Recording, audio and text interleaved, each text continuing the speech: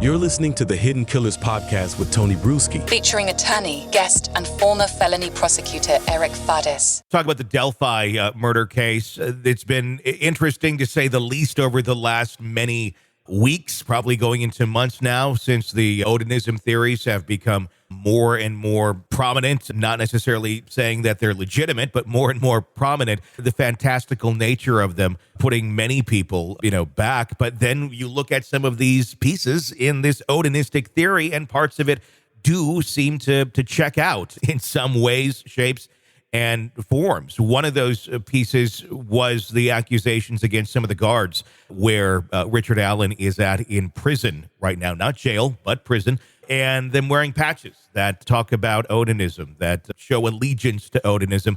Just the other week or late September, when those accusations came out, the correctional officers were asked to remove the patches, which in fact they did. And they're saying they are not part of any sort of radical hate group. It's just part of the patches that they were wearing, which could be very legitimate of an answer. What's your thoughts on that now that we've seen those accusations come out? We're seeing some actual physical reaction to it. Is Odinism still quite a stretch here to make the argument that something like that had to do with these murders? Or is there some more legs to this that we're not aware of?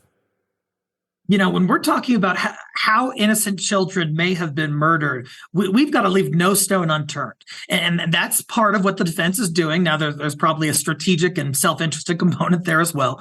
But, we're seeing some of these developments come to light that certainly raise some eyebrows. And, these factions do exist. Now it's hard to say in what numbers and where and that kind of thing. But, being a metalhead myself, I like black metal, the non-problematic form that is not racist and that kind of thing. But there are sects within black metal that adhere to Odinism. And I believe it's called the Satru, which is a related sort of practice. So these factions are there. They're out there. And we need to absolutely investigate whether they played some role in the murder of innocent children. And so I think defense is right to investigate that and to let the public know that, hey, there's two sides to this. And this is our side that we believe is right. And ultimately the public and a jury at some point will make the final decision. One of the things that has also been pointed out in this case from the defense of Richard Allen is stating that he's been mistreated in jail, that he was pressured into making that confession to his wife and to his mother with threats of violence either against him or against his family. Again, just accusations that are out there, accusations against these same guards that we're talking about that had the patches on. The correctional facility also coming out and saying that they're treating him very well, contradicting those accusations, saying that they've gone above and beyond to not use any kind of force on Allen, even though there have been times when the use of force was justified by standard operating procedures. And then they followed up with they've only tased him twice. Since since he's been in there. He's being treated well, but he's been tased twice.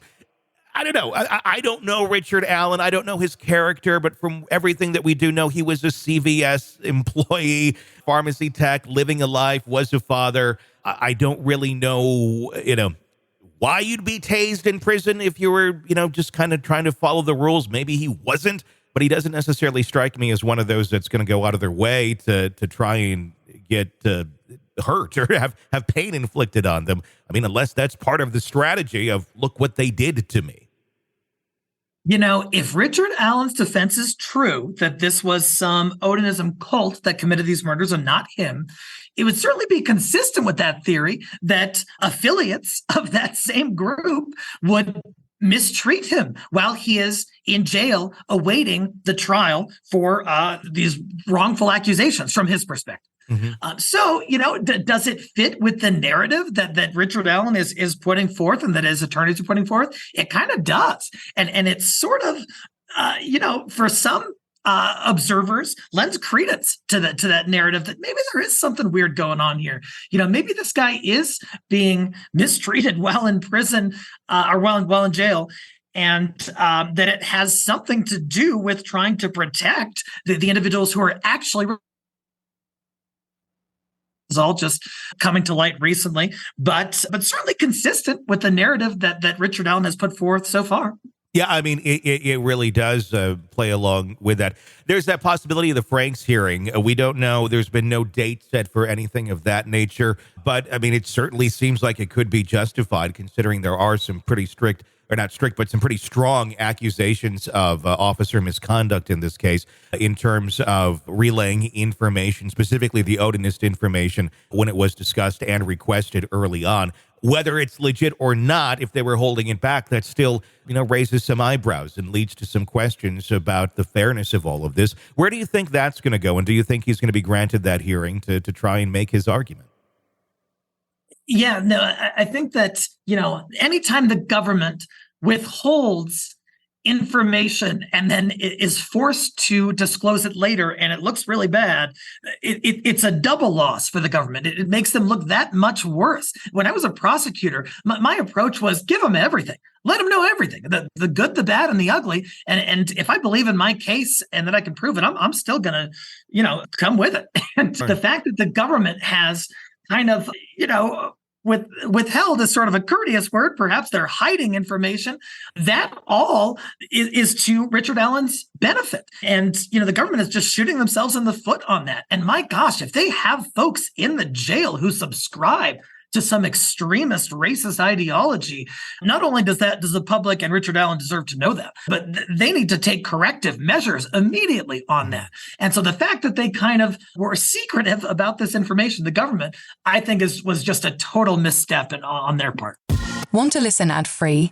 Want advanced access to all of our interviews before anyone else?